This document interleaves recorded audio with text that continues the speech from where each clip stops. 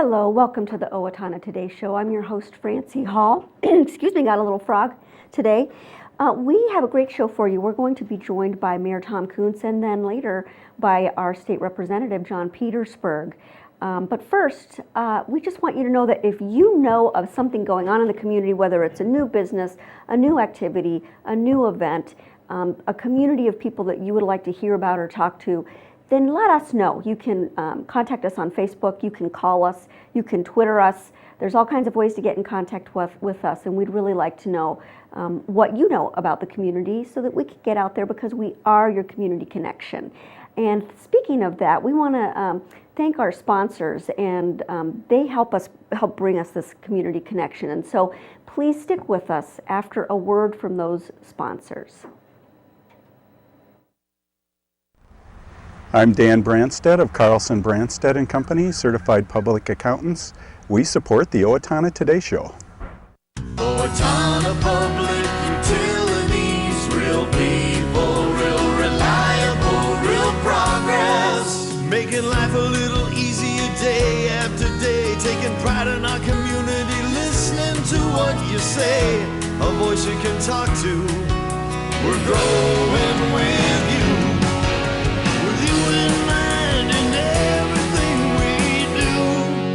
Owatonna Public Utilities. Greetings from the Steele County Historical Society. We invite you to visit us and enjoy your county's history at the History Center and Village of Yesteryear. For current exhibits and events, check our website, www.steelehistorymuseum.org. Welcome back. We are joined now by our mayor, Tom Kuntz. Thanks so much for being here, Tom. Well, it's my privilege. It's always fun to be able to come and share with our general public what's going on in our city, so you betcha. Okay, and there's a lot going on in the city because when I asked what's there to talk about today, there's a whole list, so we're going to try and pare it down to the most important things on your priority list. And what we'll do is we'll cover the May 5th and the May 19th City Council meeting and just highlight some of the things that were going on there. And on the May 5th, we had a study session for the Art Center. You know, the Art Center wants to put on an elevator on the west side of the building, and there's been some challenges in finances, and there's been some challenges in the board and everything. But Arlen Burmeister has taken over the reins of that, and we discussed that issue, and it looks like the funding is going to be in place, so we gave them permission to go out on bids and maybe see if we can get that addition put on the Art Center yet this year. Oh, great. Which is good news. So. Make it more accessible with that elevator. Yeah, that's really important. Right now you got an elevator that's in the front, it's on the lower level. You got to come in and then take it up to other areas. So that will be a great addition to the Art Center. Sure, more convenient for people. And one of the things we did, you know, as a past general manager of the utilities, I know one of the most toughest issues that we deal with as a management is labor negotiations. And labor negotiations is always very, very tough. The union wants to make sure they get the best they can for their people. Management always wants to set the limits on what they do. So at the May 5th council meeting, we approved a 3% raise for our employees. So 3% is a little higher than they have in the past, but hopefully that'll work out. Yeah. Is that about cost of living, or is that a little above that? It's probably just about cost of living. Cost of living. I think it's pretty close keeping to that. Up with inflation. Yep. One of the other things we did is we never identified who owns sump pump lines. And so at that meeting, the engineering department identified that sump pump service lines are going to be now the property owner's responsibility. So if you have a problem with the sump pump service line or whatever, it's going to be the owner's responsibility to do that. We also talked about the insurance that contractors are required to have when they're doing work in the right-of-ways and stuff like that. In the past, it was $100,000 of liability insurance, and they've raised that to $1 million. So it's just a little bit better protection that you have for the city if something goes wrong. $100,000 doesn't go very far anymore, so no. That $1 million level is what they recommended and what we went to. And let's back up. What is that? Who does that impact? This insurance cost? When you're a contractor doing a bid for the city of Owatonna, you have to be covered by now $1 million Got it. package. Yeah. Okay. And then also with with the sump pump issue now being the homeowner's responsibility, how does that impact us as a homeowner? I think very, very little is going to happen. You know, most of the time that you have a very limited exposure on sump pumps and stuff like that. Right now, like the sump pump in my place is in from my house into underneath the lawn and everything goes to the storm sewer. If something would break on that, that would be my responsibility to get repaired. Between the storm sewer and the your house. home. Yep. Right. Yeah, that's your responsibility. And they did the final plot approval for Festal Edition. The Festal Edition is the acreage of land that is across from Crown Cork and Seal. There will be a gas turbine put on that site. That gas turbine will be owned and operated by Southern Minnesota Municipal Power Agency. It'll be about a 35, 40 megawatt gas turbine, which will be used for peaking conditions and also for backup for our city. So Oh, really? Okay. that is very, very nice to have Sure, there. so it helps them and it helps the city too. Exactly.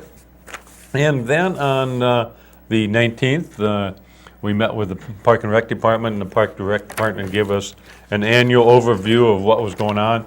And some of the highlights that they had is held more than 10 new special events and programs, created 1 mile and marked 5 miles of mountain bike trails in Kaplan's Woods. So there, if you're not aware of it now, there is a mountain bike trail in Kaplan's Woods that is operational, and it's about a mile of it. And so it's fairly well used, from my understanding. Know that. And how is that? Is that well marked? How do people know where that is exactly? I think it's well marked as you get out to Kaplan's Woods and find that is. And the people that are involved in the mountain bike trails and everything are also then marking 5 more miles of it, so they can clear that for 5 more miles of it. And eventually have about 6 miles of mountain bike trails out in Kaplan's Woods. So the mountain bikers themselves are helping with the process of marking trails and saying this is where the trail should Exactly. be. Exactly. Does that conflict with any of the walking trails that people Not at have? all, not at all. They're all well marked, New and stuff. if a mountain bike trail goes across the walking trail, they're all well marked and supposed to be look out for people and pedestrians and all that stuff. So, We've got such a great park system. We have really, a so great many park. options. you know, and if I talk to people out and about, it's always our parks and trails are just exceptional. They really are. And they awarded a TAP grant for North Straight River Trail for 2017, which makes they can start maybe hard surfacing that trail. Right now it's just soft surfaced, it's not hard surfaced. And say that again, what The TAP grant? North Straight River Trail, that's from the old Cannon Company going up to 26th Street. Okay. And we'll just leave that and move on to the other things that were there. One of the things that was unusual that we haven't ever done before, there is federal funding that goes to airports all over Minnesota. Mm-hmm. And Sauk Center Airport had a amount of federal funds that they haven't used yet. And in a certain time period, it needs to be sent back to the federal government or distributed to another airport. And so we approached Sauk Center, and we're going to get about $40,000, I think, or whatever it is, from their funds to help our airport. And in the future, we'll have to give back $40,000 to them sometime. So. And did that meeting already occur? I know that there was a conversation going to happen, or maybe already happened, about our airport and the usage of it and things like that. Is that? Yeah, well, our airport has done its strategic planning session and everything, and that's already taken place. And Dave Beaver has gone to Rotary and some other events and talked about that. So, you know, we have one of the top 25 airports in the state of Minnesota. We've got such great businesses here, you know, world-class businesses that use that airport. We have about 30 industrial flights fly in every month, so it's a well-used airport, very, very nice, so you bet. And the last thing I want to talk about is our Public Works Department. If you drive around Owatonna, there is a lot of construction going on. If you drive around outside of Owatonna, there's a lot of construction going on. And if you have a computer and you have computer access, you can go to the Owatonna, City of Owatonna webpage, and then go under Public Works Department, and then go under Streets. And in there, it tells you all the streets that are going to be either redone, overlaid, seal coated, pothole removal, any of that is covered under that. Anything that's happening with the streets. So it's a very good web page and very good to have have done. Like 2 of the street repairs that are going to be done was Mineral Springs Parkway. And I was talking this morning at the coffee shop, and just to warn people a little bit, when it says street closed or something like that, observe the signs. One of the people at the coffee shop this morning said that, somebody went through the street closed sign and got to a point where they couldn't go any farther, so they drove across somebody's lawn to get back Oh, my into the goodness. area. So when you're out and about, those signs mean what they mean, so please observe them and be careful as you're going about. Absolutely. They're not there just for the heck of it. Exactly. Mineral Springs Parkway, as I said, is one of those that are getting totally reconditioned this year. From where to where? What points? 'Cause And that's a it long is road. going to be from Cherry Street, just as you enter the park, all the way up to Mineral Springs Road. So it's the Mineral Springs part of it that goes up the hill. And then the other one that's going to be totally redone is Lamont Road, and that is from Kim Lane Southwest to Shelby Avenue Southwest.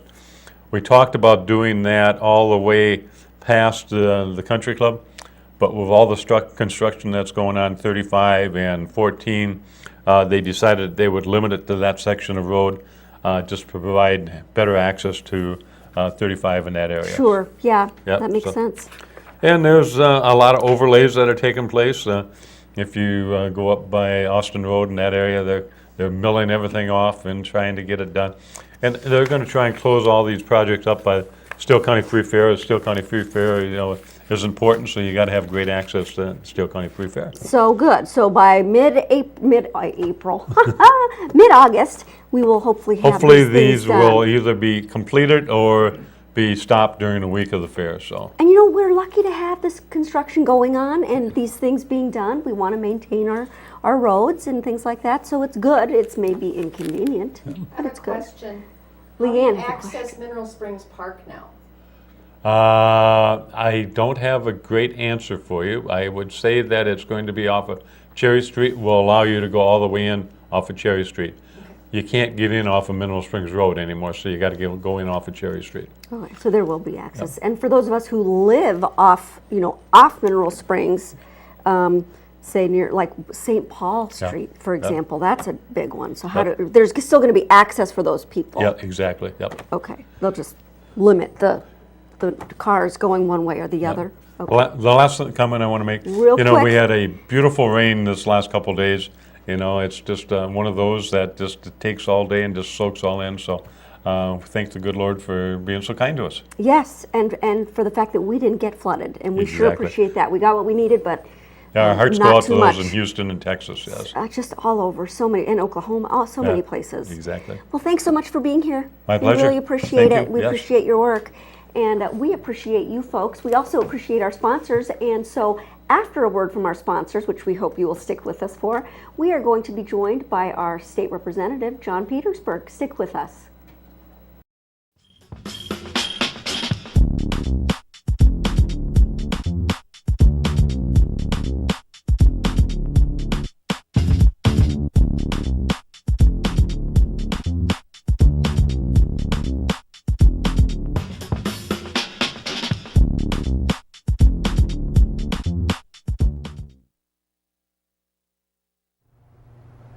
Recreational fires are allowed within the Owatonna city limits.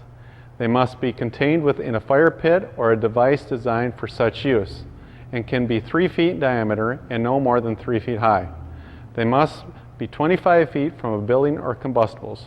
Only untreated or unpainted woods must be used. Fires must be attended by a person at all times that are capable of extinguishing the fire.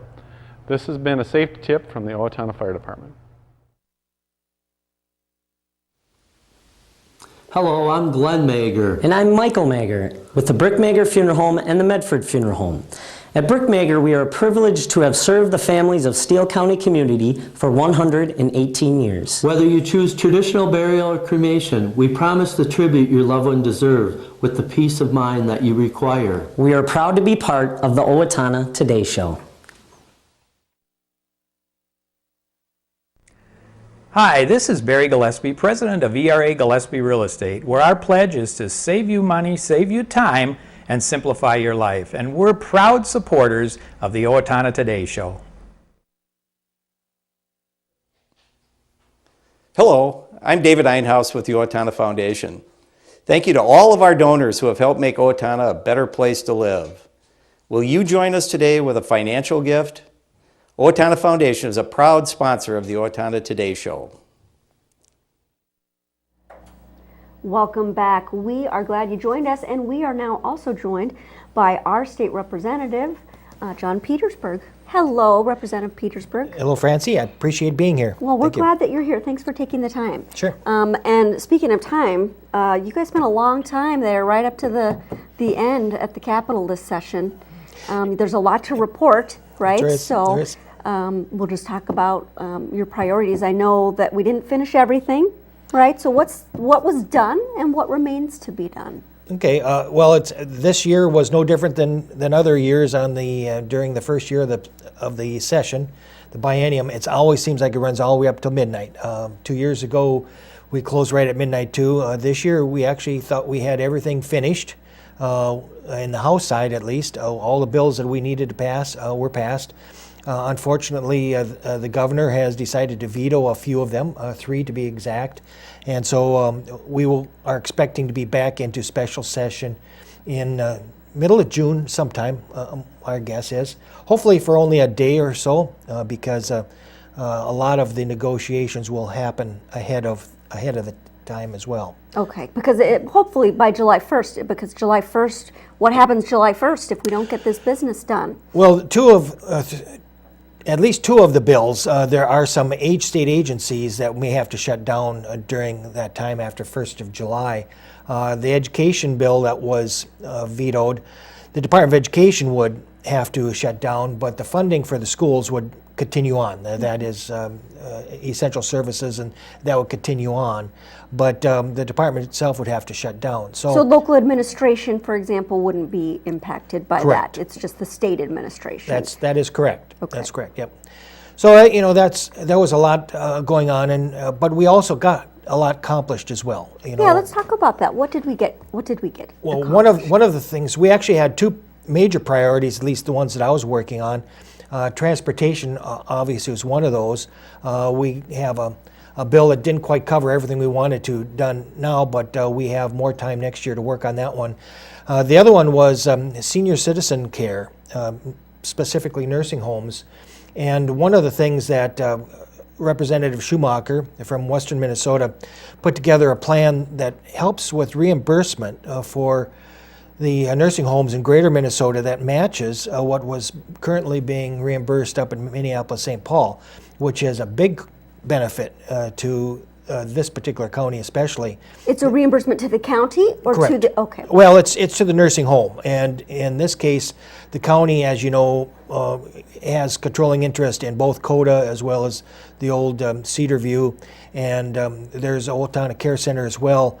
Well over $1 million would be coming to those 3 over the next 2 years in additional reimbursements, which is really helpful for a couple of reasons. One is it helps with pay in order to keep the nurses and nursing staff competitive with Walmart's, for example. And we really need to make sure we have quality helpers there. And so that was really a positive piece. Right, so the people great. who are caring for our loved ones Absolutely. aren't getting paid as much as people who work at Walmart. Is that what I just heard? Oh my goodness. in some cases that was true. It should not be anymore. I think with this reimbursement, they are able to increase the wages a lot. Okay. They're able to. Do we know that that's happening? Oh, well, it's still, I mean, we're only a week and a half out of Sure. the session, and so most of those funds will start being distributed as well. We were hearing comments like, well, why should people work here when they can go to Walmart or McDonald's and get almost the same amount of money? It's a lot less stressful work, and it's important work. So we're glad that that's working. Obviously, the other piece that we wanted to deal with was transportation. We didn't get the bill that we wanted. Instead, it seemed like everybody got hung up on the way it was funded rather than the programs itself, even though, in my belief, the House bill put together a plan that put the same number of dollars invested into roads and bridges as the governor's and the DFL's proposal, yet what we got hung up on was the funding source. And what was that to do with? I heard something about sustainable, dedicated funding versus, this every year trying to, okay, let's put together another plan for how we're going to do this. What's the difference? Well, that certainly is the soundbite that people want to convince you the reason why we need a gas tax was because they believed it was more sustainable. Yet the funding that we get for transportation isn't all from gasoline taxes. And it's not all from some of the constitutionally dedicated. There are also funds from general funding and others that are also going to come as well. And those funds would be just as devastating if they were pulled away from the highway department as the gas tax would be. And the general funds come from taxpayers? Correct. Okay. Correct. And so when we talk about sustainable funding and dedicated funding, what does that mean?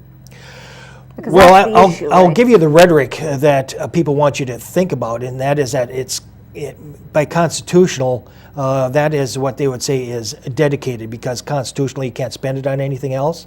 And that would be great if that was the entire funding, but since it's not, we could talk about that being sustainable and dependable, but we have to also fund the entire program, which means we have to have other sources as well. So the fact that the Republican plan wanted to bring in other dollars from things like the sales tax on parts, car tires, and so forth that cars are actually using to help fund the road system.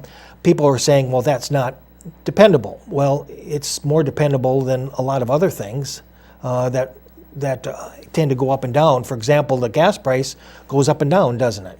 Well, it does, but I mean, I guess as someone who drives a car, as most of us do here in Minnesota, I would be concerned about the people at the lower end of the spectrum who, they may have to be driving around in a car that's less safe because they can't afford the upgrade in parts.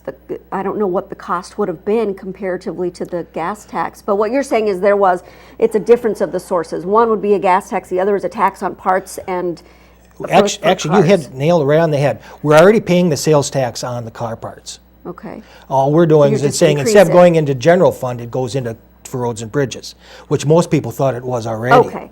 The so gas it wouldn't tax, be an increase in those? No, not at all. It would just saying we're going to use it for roads and bridges, which makes sense. Okay. The other part of it is you're exactly right. For those that are driving around that can't really afford to, a gas tax is an automatically increased taxes for them. And the minimum tax that was being proposed by the DFL was 16.5 cents. Mm-hmm. And per gallon? Per gallon. Compared to already, we have 50 cents of taxes on that gallon of gas already. So now how does it play out that because this was such an important issue and it was a big hang-up, how does it play out though that since we've got cars that are being made that have such better gas mileage these days? I mean, isn't that it seems to me, and part of the reason is because people don't want to spend a whole bunch on have to spend a lot at the pump, so our ability to get more mileage out of our car per gallon is increasing. So isn't that kind of nominal too? Well, exactly. Even the highway department has projected in a few years to have 1.7% less fuel usage each and every year over the next quite a few years because of the federal mandate of efficiency, which again makes gasoline taxes a little bit less, what I would say, dependable, because you're going to have lower usage, and with lower usage oftentimes comes a lower pricing as well. So then you're not keeping up at all. It was except that more people might be afforded then the ability to go further or to do more in their car, because I don't know that necessarily. But anyway, so that's the situation was the taxes and the sources for those taxes, either the parts that are already being taxed or increasing a bit of the gas tax, right? Right. And so what were some of the things that we did get done that you wanted to talk about for the session? Well, we've already talked about one of the primary ones, right. which was the healthcare issue as well. For reimbursement to the nurses. The roads and bridge bill that we did pass, because we weren't able to do the big one, we will be able to keep working on that throughout this next summer and into next year. Mm-hmm. But part of what we did do in regards to transportation was, for the first time, we actually set aside $12.5 million statewide for cities under 5,000 to actually get some infrastructure dollars from from the state. And those would be places like Medford, Ellendale, here in the Steele County, Blooming Prairie. Those before have always had to depend on property taxes in order to support their funding mechanism. So this is really a big benefit for them as well. So in addition to, so now they're augmented, they still have, of course, the property taxes Correct. that help fund with the infrastructure, and now they've got a little bit of extra. They've got some more for That's good news. needed things. And That's good we were hoping to have done more with the bill, but we will be working on that throughout the next year and get that squared away also. Trying to think of some of the other things going on. I was working with Farm America outside of Waseca. We're getting some funding through the Historical Society for some of their infrastructure needs. They have a project that they want to do, as well as the day-to-day operational, the pieces that they have. It's a great piece event out there. So if you haven't ever been to Farm America, you should try that too. It helps with the development of agriculture, and it really promotes how and why Minnesota is the way it is, because agriculture played such an important role in it. We were also able to get some funding for the avian flu, special one-time funding to try to get more of the Department of Agriculture and get more researchers and stuff working on the avian flu. As you know, we have had quite a few turkeys in Minnesota that have died from it, and so that's helpful. Yeah. Yeah. Well, there's always so much to talk about, and not a lot, but here in Steele County and in Owatonna area, the transportation is always kind of a big deal. So thanks for spending some time on that, and we appreciate your work. We appreciate you being here. You're welcome. Thank you, and thank you for being here with us as well. We will be back with your community announcements. We are your community connection, so stick with us. Amy Swain Hearing Centers is a proud sponsor of the Owatonna Today Show. I'm Dr. Amy Swain, and I want everyone to hear better. Hello, I'm Shawn McNulty. And I'm Deb Gillard with Brookdale Senior Living, Sterling House, and Clarebridge of Owatonna. And we are a proud sponsor of the Owatonna Today Show. Hello, welcome back. I'm Dr. Beth We are back here with your community announcements. We're your community connection, and there's always a lot going on. So we're going to be talking to you about that. Here we go. This Thursday, May 28th, it's Movies at the Library. They're showing Leviathan. And that is the 2014 winner of the Golden Globe for Best Foreign Film, and it was nominated for an Academy Award that year also. That is at 2 p.m. and 7 p.m. on the 3rd floor in the Gainey Room this Thursday.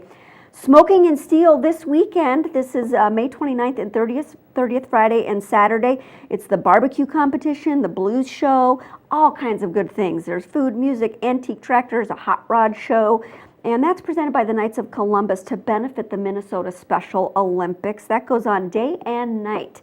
Both Friday and Saturday. And also on Saturday in the morning is the Smoking and Steel 5K run sponsored by Gopher Sports, so look into that. There's a Veterans Roundtable. I don't know if you've heard about this group, but the Veterans Roundtable is open to the public, and they have interesting speakers. This June 9th at 7 p.m., it is Meryl Bergstaller who's presenting information about liberating Buchenwald in World War II, and that's at the Good Shepherd Lutheran Church in Owatonna, and that's open to the public. Thursday, June 18th from 9 a.m. to 7 p.m., open house and tour of the historic Owatonna Public Utilities Building, guided tours on the half hour and on the hour. So thank you so much. We look forward to seeing you again, and we'll talk to you then. Join us.